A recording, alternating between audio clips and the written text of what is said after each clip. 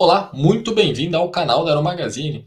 No programa de hoje, nós vamos falar aí do primeiro voo do KC-390 destinado à Força Aérea da Hungria. É bastante simbólico já que vai ser a segunda Força Aérea na Europa a operar com um cargueiro brasileiro e tem todo um simbolismo. Aliás, tem bastante notícia hoje interessante aí envolvendo o KC-390, não só na Europa, mas também pelo mundo. Mas antes de nós falarmos sobre isso, eu gostaria de agradecer a Dassault Falco, que é uma empresa do grupo Dassault Aviation, por estar sempre aqui conosco na Aero Magazine patrocinando tanto o nosso canal aqui, o Notícia Jato, quanto também uma parceria de longa data na revista. Antes de dar início então ao nosso bate-papo, uma contagem regressiva de 10 segundos e eu já volto com essas notícias bem interessantes sobre o KC-390.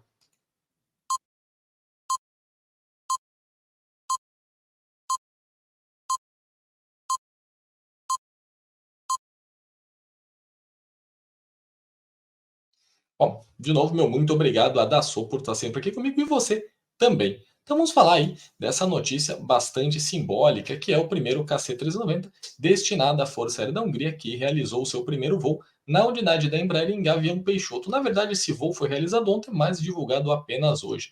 Como eu disse, isso é muito simbólico. Na verdade, esse avião para os húngaros tem bastante simbolismo. Primeiro, por ter sido aí um dos países que mais acreditou dentro do projeto KC-390, foi parceiro lá bem no início, então a Hungria, embora seja apenas duas unidades adquiridas, teve ali uma presença bem constante do desenvolvimento e toda a fase ali de certificação do avião, isso também aí vale destacar. Outro ponto interessante desse avião é que no caso da Hungria, eles compraram aquele kit de, o que chamam de MEDAV, ou MEDAV, que seria de deslocamento para unidade aérea intensiva, ou seja, tem ali um kit que você cria um mini hospital dentro para fazer essas remoções aeromédicas. Isso é bem importante. É o primeiro avião da categoria a utilizar, ou seja, obviamente do KC-390, e isso aí também vai colocar o avião em destaque no mundo. A Hungria tem feito aí bastante missões humanitárias, principalmente em algumas zonas de catástrofe. Então esse avião vai poder prestar um socorro adicional. E lembrando, por exemplo, no caso de uma guerra, vou dar um exemplo da guerra da Ucrânia,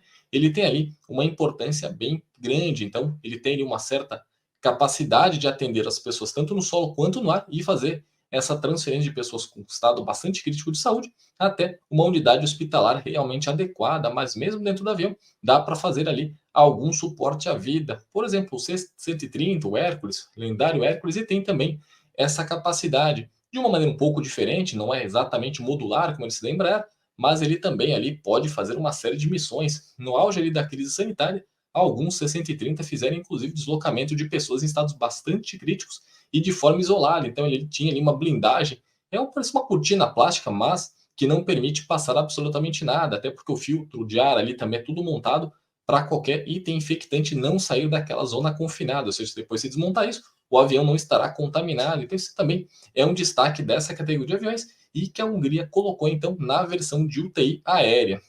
E outro ponto que eu comentei também é o fato aí de ser o segundo país na Europa a empregar o KC-390. Hoje a Embraer já vê o mercado europeu com bastante atenção pelo potencial de vendas. A maior parte das forças aéreas da OTAN operam versões anteriores do 630, o Hércules, tanto a J quanto a H, e estão alguns ali passando para o J, uma versão até mais nova, né, sem aquelas do final dos anos 90, dos anos 2000, ou também para o Super Hércules, que é aquela traço 30.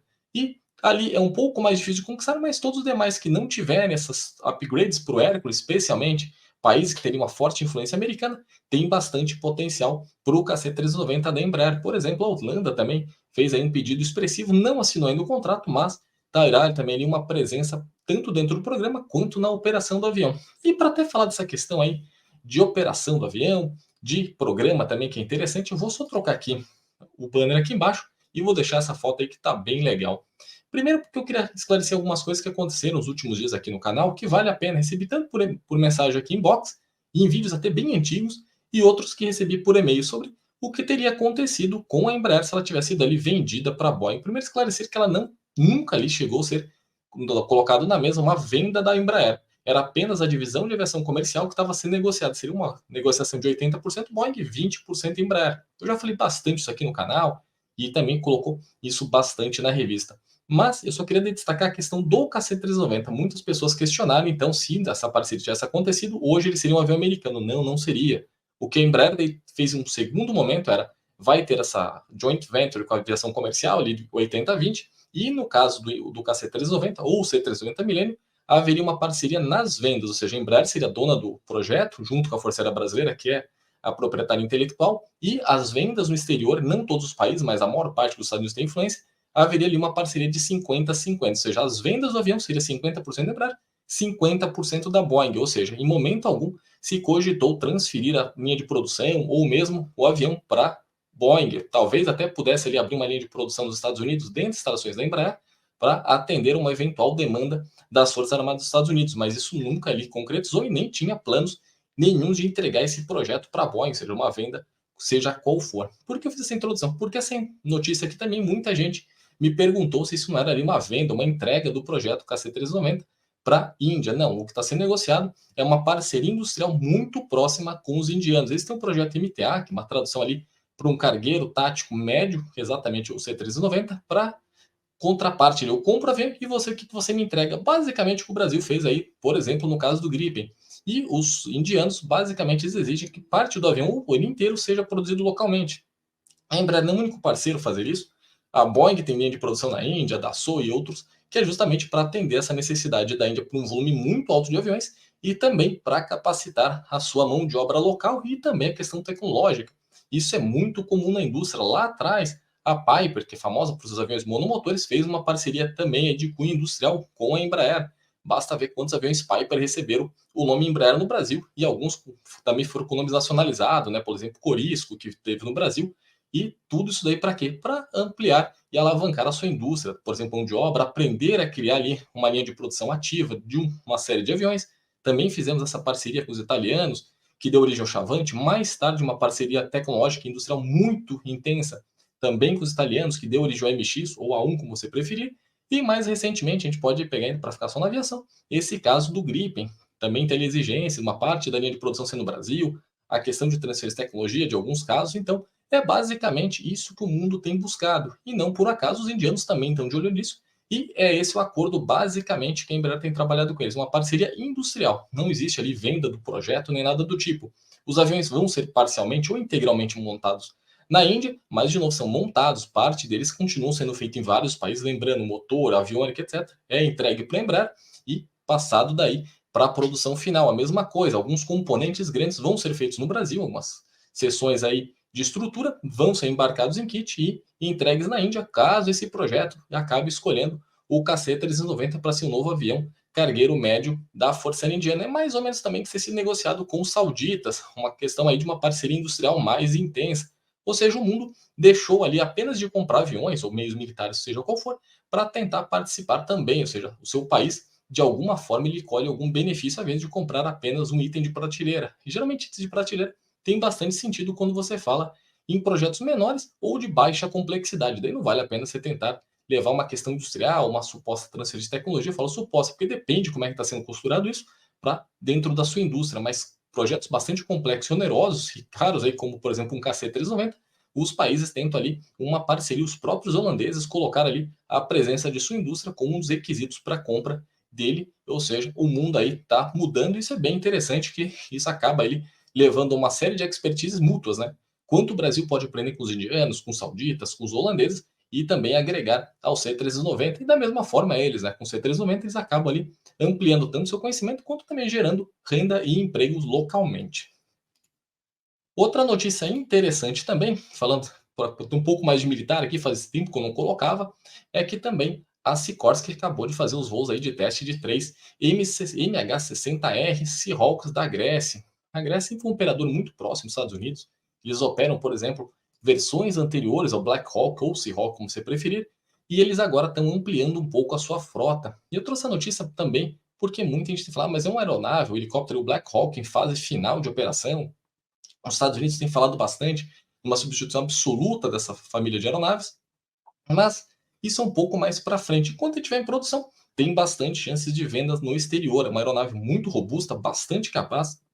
Há mais ou menos 50 anos tem feito aí trabalhos bem importantes ao redor do mundo e os gregos têm apostado bastante também na ampliação de suas capacidades marítimas, ou seja, ele tem realmente uma presença importante, basicamente a Grécia está inteira ali de frente para o mar, tem uma série de ilhas, e os confrontos agora que estão surgindo ali na questão do leste europeu, até ali uma certa rusga que ele tem com os turcos, exige que eles estejam sempre bem armados e trabalhando com as melhores aeronaves possíveis. Lógico, uma frota pequenininha, mas também o país é pequeno, como faz parte da OTAN, eles conseguem ali também trabalhar da melhor maneira possível, senão, né, são os turcos que além de serem rivais, também são membros da OTAN. Mas isso é tema aí para uma outra conversa, mas eu trouxe por essa curiosidade do Black Hawk continuar aí em serviço também na sua versão naval, que é o Seahawk.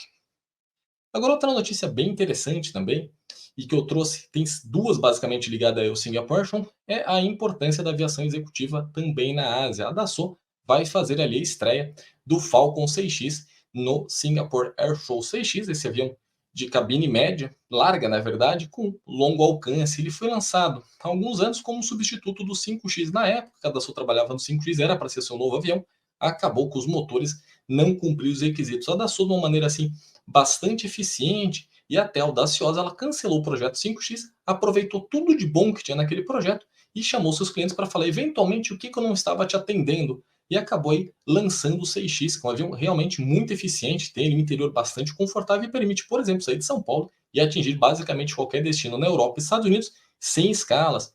E por muitos anos, a Ásia ali teve uma aviação comercial muito forte, mas a aviação executiva ainda era pontual. Mas isso tem mudado aí nos últimos anos. Um dos motivos é que parte da indústria, né, quase tudo que você compra, se você vai ver que foi produzido na Ásia, sobretudo na China, que também é um país que a aviação executiva aí tem despontado de uma maneira bastante diferente. Tanto que, aqui, uma outra notícia aí completando, a Gulfstream também vai levar para o Singapore Show o G700 e o G600. O G700 é um avião de cabine larga de ultra longo alcance. Então, basicamente, para você ter uma ideia, ele consegue sair de São Paulo, atingir qualquer destino na América do Norte, ou sair de São Paulo e basicamente parar até Moscou sem escalas e manter uma velocidade bastante elevada. E o G600 é um avião que compete mais ou menos próximo aí ao Falcon 6X. Tudo isso porque a Ásia, como eu disse, tem ampliado e muito a sua presença no mercado global. Então, os empresários de toda a região, não apenas Singapura, mas você pode colocar Malásia, Coreia, grande parte ali da China também está de olho. O Japão sempre teve uma aviação ali um pouco mais atrativa no ponto de vista executivo.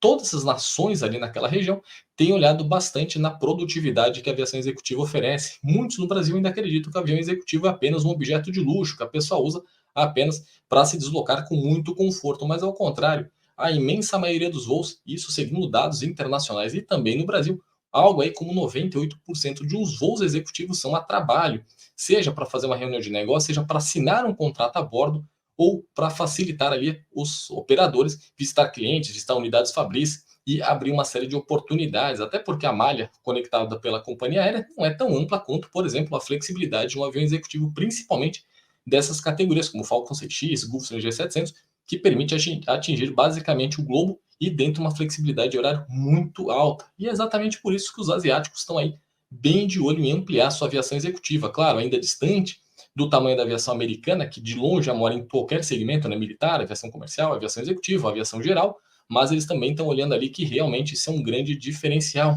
E uma curiosidade, a aviação executiva no Brasil e também a geral segue como a segunda maior do mundo. Claro, se você considerar a Europa como um todo, a gente ficaria em terceiro lugar, mas com países individuais, o Brasil só perde para os Estados Unidos na aviação geral e na aviação executiva também. E no caso de jatos, o México está um pouquinho acima, um pouquinho abaixo, depende da época aí que a gente está analisando, né? Os dois países ficam competindo, até porque as economias de ambos sofrem bastante flutuações.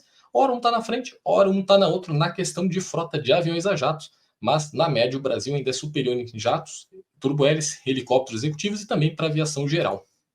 E outra notícia também importante, a Bombardier, ao longo dos últimos anos, aí, passou por um período bastante turbulento, ela acabou perdendo grande parte do seu complexo. Lembrando, a Bombardier lá atrás, ela trabalhava tanto com aqueles carrinhos para mobilidade na neve, quanto também setor ferroviário, aliás, no metrô de São Paulo tem trens da Bombardier, e também na aviação. Uma série de problemas acabou atingindo o grupo e eles foram se desfazendo de praticamente todos os negócios, e na aviação eles ficaram única e exclusivamente com a aviação executiva, eles não tem mais aviação regional turbo-hélice nem aviação comercial a jato, que foram negociados com diferentes parceiros. E no caso dessa divisão executiva que sobrou, eles passaram a acumular prejuízos constantes nos últimos anos. Porém, o ano passado eles conseguiram reverter isso. Então eles reportaram um lucro de 445 milhões de dólares, o que é mais ou menos aí 2 bilhões de reais. São 2 bilhões e 220, se eu não me engano, de reais esse lucro que eles tiveram. E essas receitas também tiveram uma alta aí bem importante na hora de 16%, alcançando 8,8 bilhões 05 milhões de dólares, ou seja, é algo próximo a 40 bilhões de reais em receitas. Ou seja, isso é muito importante, que mostra que a aviação executiva tem crescido bastante, especialmente após 2020. E o segmento que hoje a Bombardier atua, que é o médio para super médio e aviões de cabine larga e ultra longo alcance, foi um dos que mais cresceram, ou seja, a Bombardier se posicionou de maneira muito adequada para atender essa demanda global. E outra notícia aí também bem importante, aí voltando para o Brasil, é que a Embraer teve seu grau de investimento elevado. A SP, que é aquela das principais agências mundiais de categorização de risco, etc., ela elevou a nota da Embraer de BB mais para BBB menos. Entre os argumentos utilizados pelos os agentes que trabalham nessa área de risco, foi que a Embraer elevou suas margens, conseguiu também melhorar sua lucratividade, fez ali uma readequação de suas capacidades dentro da necessidade de mercado e tem projeções de vendas bem expressivas. Quem lembra lá em 2020/21, muita gente, muitos analistas colocando em xeque aí a sobrevivência da Embraer de forma independente. No começo do vídeo eu falei desses riscos que a Embraer tinha, na época da fusão com a Boeing, muita gente falava, vai vender tudo, não vai, como é que vai ser? E muitos analistas de mercado acreditavam que só teria viabilidade da Embraer se ela realmente entregasse 80% de sua aviação comercial para a Boeing ficasse focada só na executiva, mais ou menos o mesmo movimento que a Bombardier fez. Aconteceu que a Embraer segue sozinha, completamente sólida, e conseguiu uma elevação considerável em todas as agências de risco. A SP foi a última das três que fez essa elevação, ou seja, realmente a Embraer tem feito ali ganhos consideráveis e se mostra como uma empresa bastante sólida, que pesa aí tudo que passou a economia mundial e também a brasileira. Claro, quebra aí na cadeia de produção no mundo inteiro, então isso tudo tem impactado, mas agora as coisas parecem estar melhorando e a Embraer está bem de olho em manter esse crescimento, tanto em aviação executiva quanto aviação militar e aviação comercial. Basta ver a quantidade de anúncios que a Embraer fez aí com projetos ou grandes vendas nos últimos anos nestes três segmentos. E para a gente encerrar aí de uma maneira bastante leve, que é até curiosa também, a Emirates se tornou a nova companhia aérea oficial da NBA, a famosa liga de basquete dos Estados Unidos. A Emirates, com suas rivais ali, principalmente a Qatar e a Etihad, se tornaram grandes referências, principalmente no assunto futebol europeu. Basta ver que, dependendo aí do campeonato, quase todo mundo tem camisas apresentadas ali com o logotipo dessas três companhias, e a Emirates é uma das que mais tem apostado em esporte. Então agora está trazendo um novo perspectiva para o seu negócio, na questão aí de esporte e patrocínio, pegando justamente a maior liga de basquete no mundo, a NBA, que é um dos esportes que mais dá dinheiro no planeta. Lembre-se, quase todo esporte americano tem ganhos bilionários e projeções enormes. O futebol americano, através da NFL, também tem uma projeção gigante. A final do futebol americano, que se até consideram campeões mundiais, embora seja um campeonato local, é o evento esportivo mais visto dos Estados Unidos e que compete ali em número de pessoas próximo à Copa do Mundo. Claro, falando dos Estados Unidos, eu estou falando globalmente, porque daí são bilhões de pessoas que assistem uma final de Copa do Mundo, mas proporcionalmente é bem próximo ali o que a campeonato de futebol americano também faz. Bom, esse foi o programa de hoje. Eu espero que você tenha gostado. Deixa eu colocar aqui.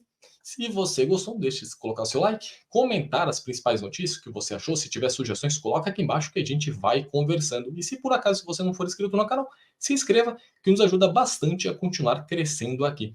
Um forte abraço e um bom carnaval para todos. Até mais. Tchau, tchau.